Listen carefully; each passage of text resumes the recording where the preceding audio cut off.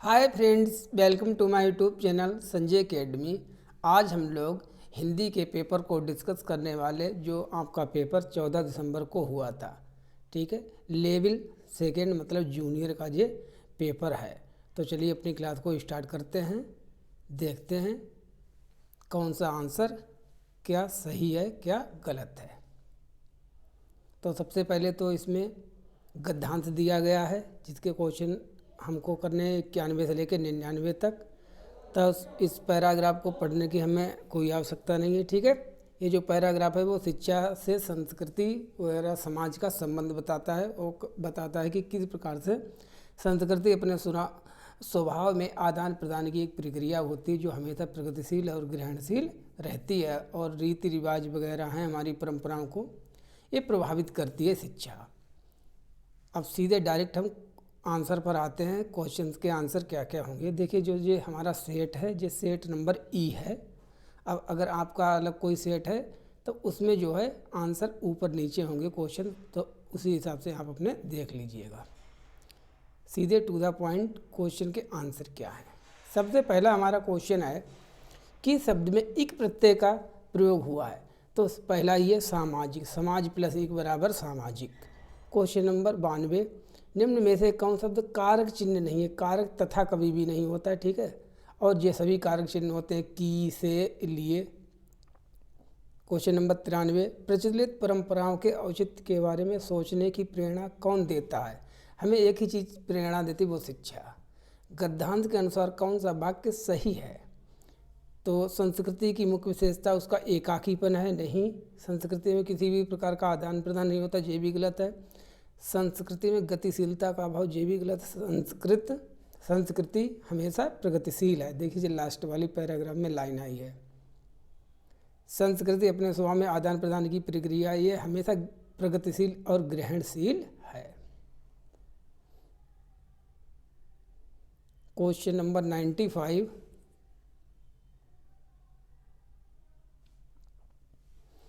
कोई भी संस्कृति किसी देश काल में के सापेक्ष होती। देश काल के मतलब होता है देश, मतलब देश, और काल का मतलब होता है समय। तो देश और समय, जैसे भारत है, भारत की जो संस्कृति थी 1970 में वो और थी, आज 2024 में और है। काल ये तो हो गया समय। स्थान, भारत की संस्कृति क्या अमेरिका की संस्कृति समान है, नहीं समान है। तो ये बिल्कुल बात सही है। तो किस सेंटेंस में ये बात क्लियर हो रही है, संस्कृति देश और काल में अंतर करती है, नहीं, ये बच्चे ने गलत किया है। इसका हो जाएगा दूसरा, संस्कृति समय व स्थान के अनुसार स्वयं परिवर्तन लाती है। क्वेश्चन नंबर 96, संस्कृति पर तरह तरह के प्रभाव पड़ते हैं, ये बात कैसे समझी जा सकती है। जब शिक्षा को संस्कृति से जोड़कर देखा जाए तो 96 का हमारा तीसरा सही है। क्वेश्चन नंबर 97, शिक्षा को किस प्रकार के कार्य के रूप में देखा गया। कितना इजी क्वेश्चन गलत कर दिया है, तो इसमें सीधे सा हमारा सांस्कृतिक। क्वेश्चन नंबर 98, शिक्षा संस्कृति की निर्मात्री मतलब निर्माण करती है शिक्षा, क्योंकि वह मौजूदा संस्कृति में कुछ नवीनता लाती है। तो इसलिए 98 का हमारा पहला ही सही हो जाएगा। वह परंपराओं को जीव करते स्वीकार करती नहीं तो पढ़े लिखे और बिना पढ़े लिखे में मतलब अंतर ही क्या रह जाएगा। 99, इनमें से कौन सा शब्द समूह से भिन्न है। 3 समान है, 1 अलग है। देखिए मौखिक परंपरा, इनमें विशेषण विशेष का संबंध है। प्रचलित रीतियाँ, सांस्कृतिक कर्म, आदान प्रदान एक दूसरे के अपोजिट हैं, लेना और देना। तो इसलिए 99 का हमारा चौथा हो जाएगा। इसके बाद ये एक हमारा पद्यांश है, कविता है रामधारी सिंह दिनकर जी की। कलम आज उनकी जय बोल, जला अस्तियाँ बारी बारी, छिटकाई जिन्ने चिंगारी, जो चढ़ गए पूर्ण बेदी के लिए बिना गर्दन का मोल। कलम आज उनकी जय बोल, जो आगढ़त लघुदीप हमारे तूफानों में एक किनारे, जल जल कर बुझ गए किसी दिन, मांगा नहीं इसने मुँह खोल। कलम आज उनकी जय बोल, पीकर जिनकी लाल सिखाएं, उगल रही लू लपट दिशाएं, जिनके सिंहनाद से सहमी धरती रही अभी तक डोल। कलम आज उनकी जय बोल, ये रामधारी सिंह दिनकर जी द्वारा लिखी गई देशभक्ति से ओतप्रोत, इतना तो पता चली गया हम लोगों को। तो सीधे आंसर पर आते हैं, क्वेश्चंस के आंसर क्या क्या होने वाले हैं। क्वेश्चन नंबर 100, भिन्न शब्द समूह की पहचान कीजिए। अलग, लघु द्वीप, लघु माने छोटा, छोटा द्वीप, दीपक, तो इसमें भी विशेषण और विशेष का संबंध है। विशेषण है हमारा लघु, और लाल दिशाएं विशेषण विशेष, पूर्ण वेदी ये भी विशेषण विशेष, लेकिन जला अस्थियाँ ये विशेषण विशेष का इसमें संबंध नहीं है, इसलिए 100 का तीसरा हो जाएगा। 101 सिंहनाद से आशय है। देखिए वैसे तो सिंहनाद शब्द का मतलब होता है सिंह की गर्जना, लेकिन पद्यांत में सिंहनाद का अर्थ क्या हुआ? ललकारना। युद्ध ध्वनि वो सब गलत है, लेकिन पद्यांत में वैसे तो युद्ध जब शुरू होता था तो आपने देखा वो बजाया जाता सिंहनाद जिसे कहते हैं, लेकिन पद्यांत के अनुसार इसका दूसरा था। यह कलम आज उनकी जय बोल पंक्ति से क्या आशय है, क्या मतलब है? देश के लिए समर्पित लोगों के लिए कुछ लिखा जाए जो हमारे स्वतंत्रता सेनानी थे जो मर मिट गए।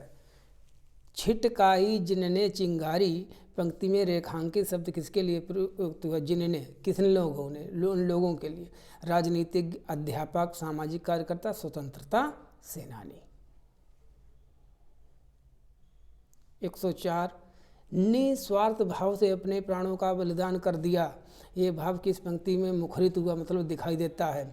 किसी दिन मांगा नहीं इसने मुँह खोल, सहमी धरती रही अभी तक डोल, जो चढ़ गए पूर्ण वेदी पर लिए बिना गर्दन का मोल। देखिए मोल माने हो जाएगा रुपए पैसा, तो ये निःशुल्क है लेकिन निस्वार्थ नहीं। निस्वार्थ का मतलब जिसमें कोई हमारा भाव ही ना हो, बिल्कुल बिना किसी भावना के, ठीक है। तो इसलिए तीसरा ना सही होकर पहला सही है इसका। इस पद्यांत में कौन सी भावना व्यक्त हुई? तो सीधी सी बात देश प्रेम। 105 का पहला हो जाएगा। अब हमारे क्वेश्चन पैडागोजी के शुरू होते। देखिए पैडागोजी जो हम लोगों ने लाइव क्लास में पढ़ी थी बिल्कुल उसी से रिलेटेड क्वेश्चन आए। हाँ पेपर लेंथी है और 3 से 4 क्वेश्चन पैडागोजी के हैं जो थोड़े अलग हटकर हैं। देखिए अपर्णा कक्षा 5 की शिक्षार्थी समझती कि ऑडियो या बातचीत का अर्थ समझने के लिए श्रवण के प्रत्येक ध्वनि शब्दों फिर वाक्यों को सुनना चाहिए। देखिए सबसे पहले हम जब छोटे थे हमको क्या पढ़ाया गया? आ से अनार, ठीक है, बा से बकरी, माँ से मछलियाँ। बाद में इनको जोड़कर लिखने लगे, जैसे बकरी, बाकरी, फिर वाक्य पढ़ने लगे। तो नीचे से ऊपर जा रहे हैं ना, तो इसको कहते हैं बॉटम अप।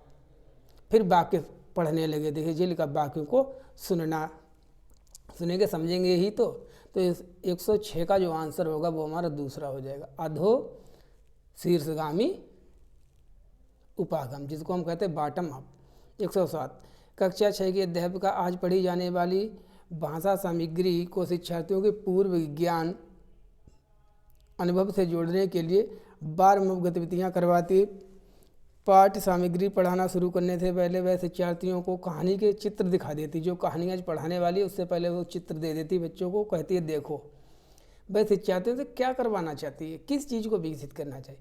चित्रों के माध्यम से कहानी की मन में कल्पना कर पाना, चित्रों की सराहना करना, पाठ सामग्री के बारे में अनुमान लगाना। तो दूसरा तीसरा तो बिल्कुल गलत है।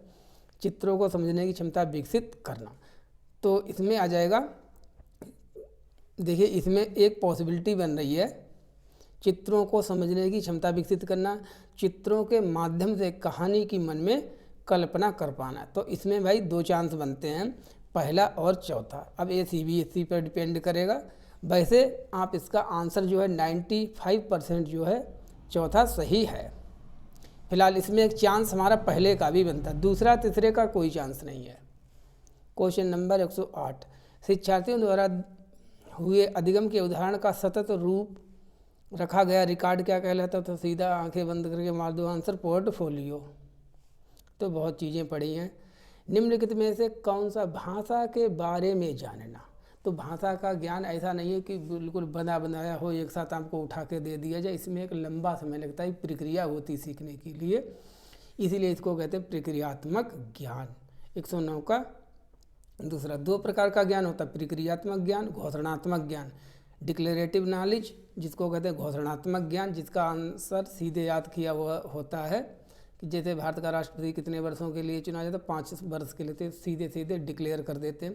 प्रक्रियात्मक ज्ञान जो होता है भारत के चुनाव का, राष्ट्रपति का चुनाव कैसे होता है, किस प्रकार से होता है, ये प्रक्रिया के माध्यम से, इसमें ज़्यादा हमको व्याख्यान की आवश्यकता वगैरह होती। तो 109 का हमारा हो जाएगा दूसरा।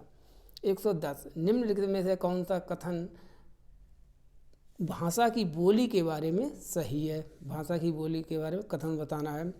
भाषा की बोलियां एक क्षेत्र से दूसरे क्षेत्र में भिन्न होती हैं। एक भाषा की विभिन्न बोलियां बोलने और दूसरे बोलने वाले की बात समझ कर पाते हैं नहीं होगा। बोली एक बड़ी श्रेणी है जबकि भाषा तुलनात्मक रूप से छोटी श्रेणी है। देखिए, जैसे हमारा उत्तर प्रदेश है, ठीक है, उत्तर प्रदेश में हिंदी बोली जाती है मातृभाषा। जो पश्चिमी उत्तर प्रदेश है, बरेली वाला क्षेत्र, यहाँ भी हिंदी बोली जाती है। बलिया है, वहाँ भी हिंदी बोली जाती है। लेकिन बोलियों में फ़र्क है। बिहारी जैसे है, बिहार में है, बिहार में भी हिंदी बोली जाती है, राजस्थान में भी हिंदी बोली जाती है, लेकिन बोली अलग अलग है। तो इसका मतलब क्या है, बोली एक क्षेत्र से दूसरे क्षेत्र में भिन्न हो सकती है, जबकि भाषा सभी की हिंदी ही है। 111 सामग्री की प्रामाणिकता किससे संबंधित है? वह सामग्री जो बच्चे घर से लेकर आते हैं, जीवन के वास्तविक संदर्भों में विकसित या लिखित सामग्री। तो 111 का तीसरा सही। 112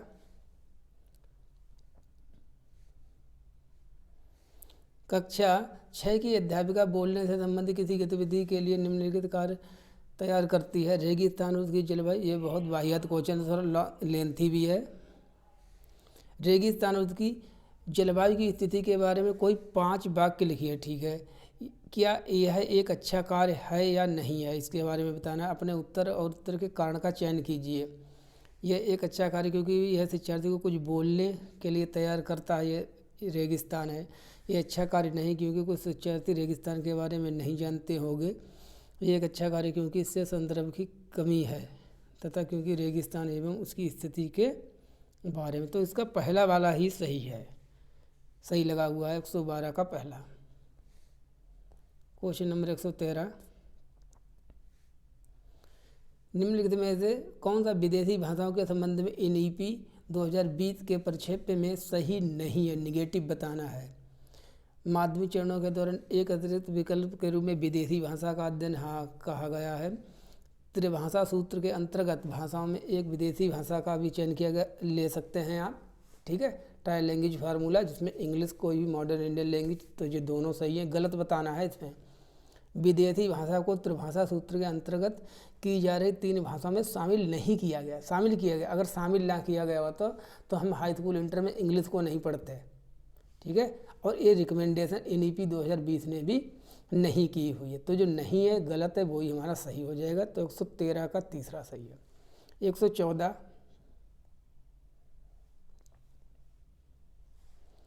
बहुत से भारतीय जो नौकरी के लिए विदेश जाते हैं वे उस स्थान की भाषा सीखते हैं। इस प्रेरणा को क्या कहा जाता है? इसको कहते हैं यांत्रिक प्रेरणा, ना तो यांत्रिक ना ही समाकलनात्मक, इसको कहते हैं समाकलनात्मक प्रेरणा। 115 भाषा अधिगम में सर्वांगी सिस्टमिक दक्षता क्या है? दक्षता का मतलब स्किलनेस।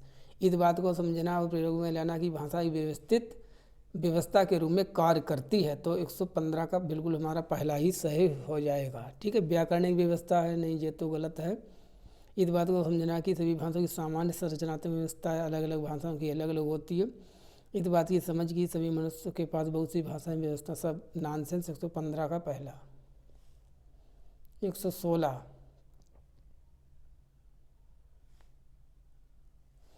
यहाँ एक पाठ सामग्री कुछ कथन है। ये देखिए कितना लेंथी क्वेश्चन है, CD उसका पेडागोजी का। पता लगाइए कि पाठ सामग्री किस प्रयुक्त रजिस्टर का प्रतिनिधित्व करती है इजी। ये जो क्वेश्चन है 116 है इजी, आराम से पता चल जाता है, लेकिन लेंथी बहुत है। भारत का संविधान प्रत्येक व्यक्ति को समान रूप से देखता है। इसका तात्पर्य यह हुआ कि देश में प्रत्येक व्यक्ति, महिला, पुरुष, सभी धर्मों, जातियों, आदिवासी, शैक्षिक और आर्थिक पृष्ठभूमि के सभी को समान रूप से देखना। इसका तात्पर्य यह नहीं है कि असमानता समाप्त हो चुकी है, असमानता नहीं होनी चाहिए। कम से कम लोकतांत्रिक भारत में सभी व्यक्तियों की समानता का सिद्धांत मायने रखता है। क्या होगा? राजनीतिक प्रयुक्ति, कानूनी प्रयुक्ति, विज्ञान, कहाँ विज्ञान की कोई बात ही नहीं। राजनीतिक, देखिए संविधान की हम बात किस विषय में पढ़ते हैं? संविधान को सामाजिक विज्ञान में पढ़ते हैं। तब सामाजिक विज्ञान की ही एक भाग है, तो सामाजिक विज्ञान प्रयुक्ति। 117 निम्न में से कौन सा कार्य समेकित अधिगम कौशलों को समुन्नत करेगा। एक से अधिक काफ़ी कौशलों को समुन्नत मतलब होता है अच्छा बनाएगा, अधिक सिखाएगा। तो सबसे बेस्ट वो हमारा कौन सा है? प्रदत्त कार्य, असाइनमेंट, इससे नहीं, परियोजना प्रोजेक्ट से भी नहीं। सबसे ज़्यादा जो बच्चे सब समुन्नत करेगा वो है हमारा रोल प्ले। 117 का इसलिए हमारा पहला हो जाएगा। 118 निम्नलिखित में से कौन सी शास्त्रीय भाषाएं नहीं है? वो इतनी बार मैंने आपको पढ़ाया था, हम लोग की शास्त्रीय भाषाएं 6 हैं, ठीक है। लेकिन 1 महीने पहले 2 अक्टूबर 2024 से शास्त्रीय भाषाओं की संख्या 6 से बढ़कर 11 हो गई है। इसमें 5 नई शास्त्रीय भाषाएं और जुड़ गई है।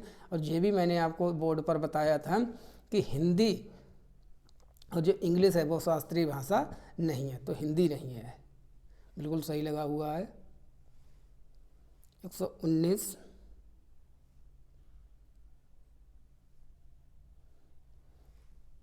निम्नलिखित में से कौन सी युक्ति संदर्भ में व्याकरण, ये व्याकरण शिक्षण का मेथड होता है, आगमन विधि, निगमन विधि, उसी प्रकार संदर्भ में व्याकरण।